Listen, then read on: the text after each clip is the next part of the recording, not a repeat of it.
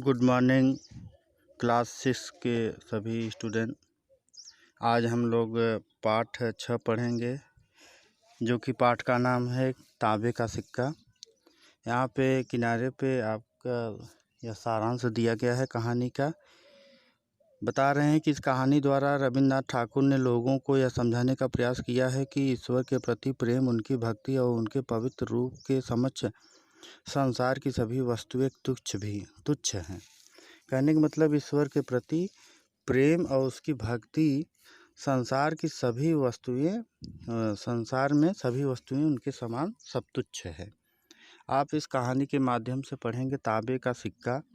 इस कहानी से आपको समझ में आएगा कि ईश्वर के प्रति भक्ति और प्रेम क्या होता है। इससे आपको समझ में आएगा। आइए हम लोग कहानी पढ़ते हैं। यहाँ बताया जा रहा है कि गौरव आज बहुत खुश है। छुट्टियों में पहली बार बाबूजी उसे कहीं बाहर घुमाने ले जा रहे हैं। किसी का नाम गौरव है, वह बहुत खुश है आज, क्योंकि उसके पिताजी जो है आज छुट्टियों में जो है उनको घुमाने ले जा रहे हैं।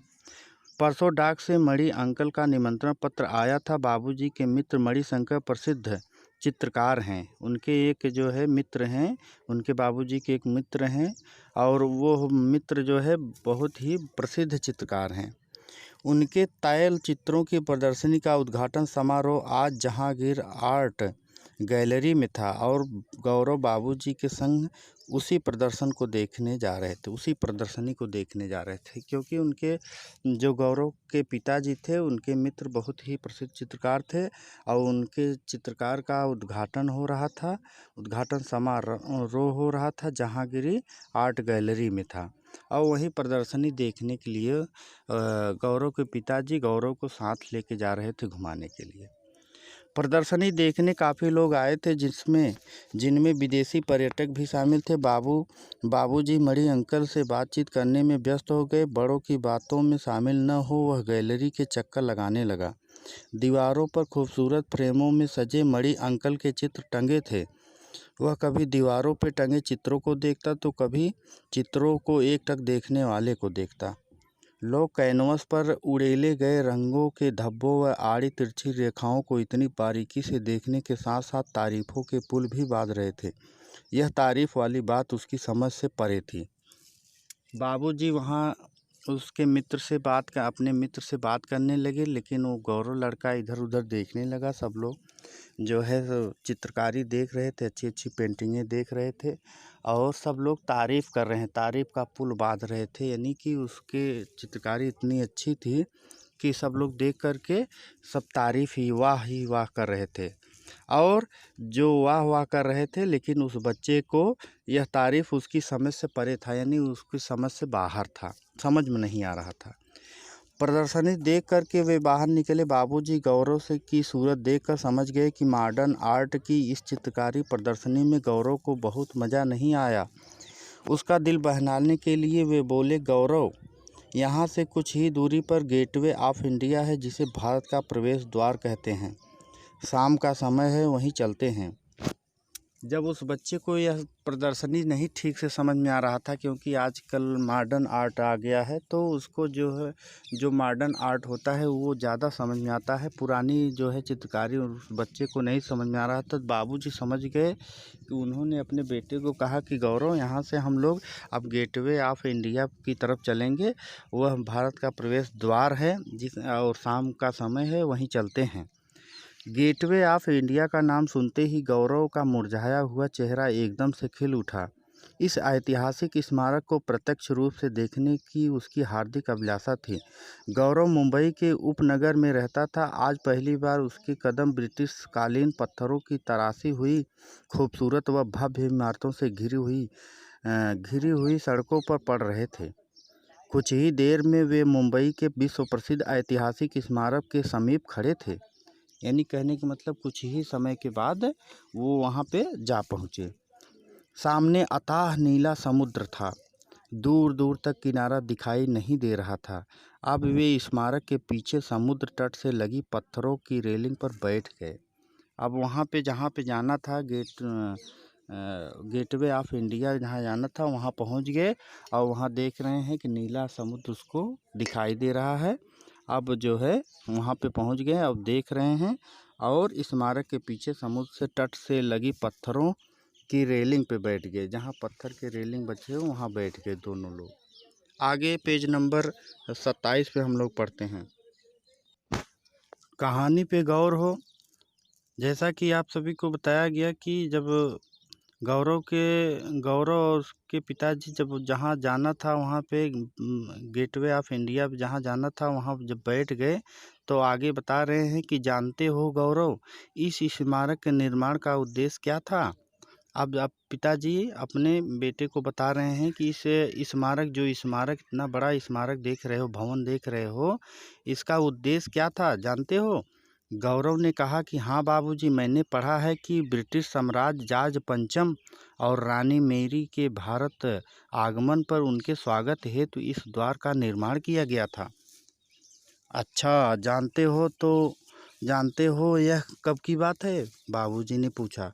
गौरव ने तपाक से उत्तर दिया, 2 दिसंबर 1911 की बात है। कहने का मतलब 2 दिसंबर 1911 में यह स्मारक बना था।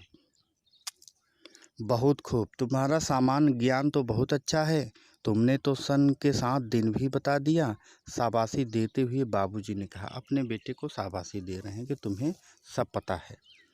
फिर बाबूजी के साथ लाए कमरे से कई फोटो खींचे। लौटते समय उन्हें एक इमारत पर बैठे पक्षियों का दृश्य अच्छा लगा। वे उसे कैमरे में कैद करने में तल्लीन हो गए। कहने का मतलब कैमरे से फ़ोटो खींचना शुरू कर, पक्षियों का झुंड दिखाई दिया तो कैमरे से फ़ोटो खींचने लगे। प्रिंस ऑफ वेल्थ के गेट के समीप पर फुटपाथ पर बैठी एक अधेड़ महिला पर गौरव ध्यान गया। कहने का मतलब वहीं पे एक अधेड़ महिला बैठी थी और वहाँ पे उसका गौरव का ध्यान गया। वह चादर बिछाए बैठी थी, उस पर पीपल, तांबे, जस्ते और एल्युमिनियम आदि धातुओं के सिक्के बिखरे पड़े थे।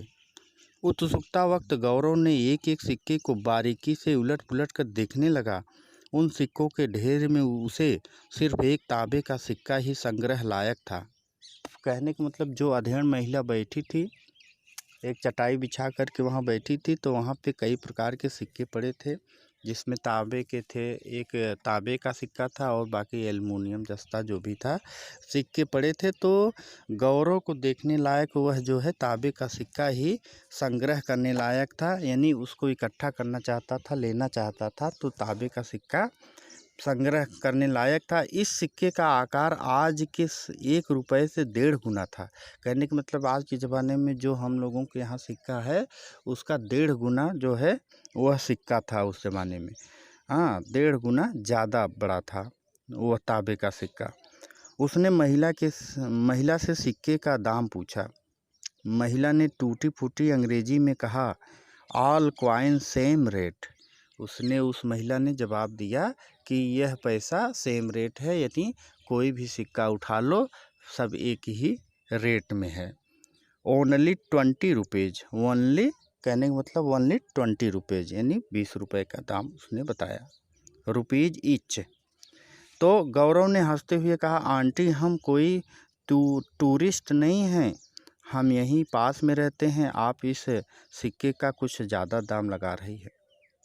तो गौरव ने कहने लगा कि आंटी हम लोग जो है कहीं बाहर के नहीं हैं, टूरिस्ट नहीं हैं, हम लोग यहीं पास के हैं, इसका कुछ ज़्यादा दाम लगा रही हैं आप।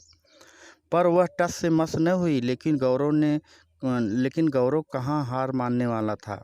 मोल भाव करके अंत में 12 रुपये में सौदा हुआ, लेकिन गौरव भी नहीं माना, वो भी मोल चाल करते 12 रुपये में सौदा तय हो गया।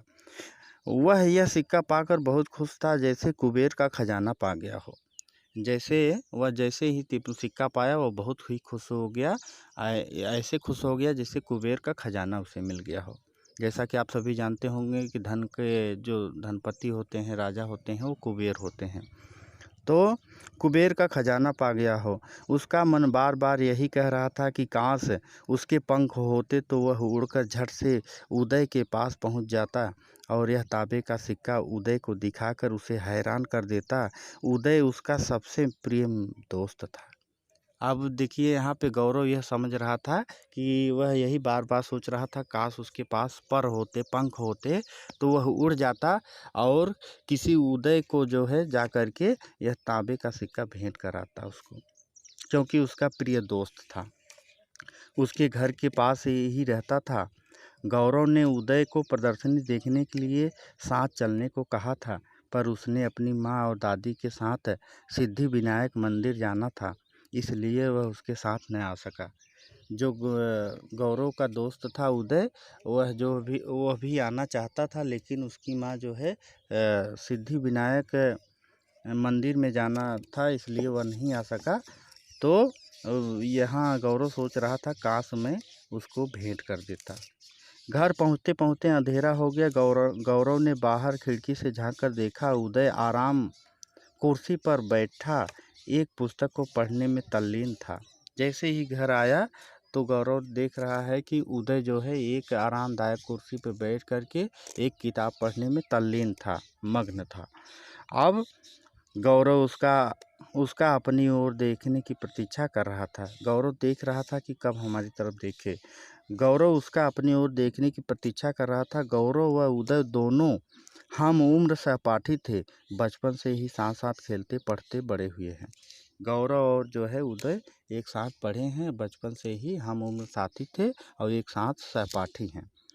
गौरव उदय के घर जा पहुंचा और दबे बाँव चलकर उसके पीछे खड़ा हो गया। अब आगे कहानी हम कल आगे की पढ़ेंगे हम लोग। आज के लिए इतना ही वीडियो। Okay, thanks. अभी आपको जो पिछला पार्ट पढ़वाया गया है, हम आपको जो है प्रश्न उत्तर करवा देंगे पीछे से, जहाँ से नहीं हुआ है तभी आप तक आगे पढ़ते रहिए और पीछे वाला लिखते रहिए, हम भेजते रहेंगे आपको। Okay, thanks.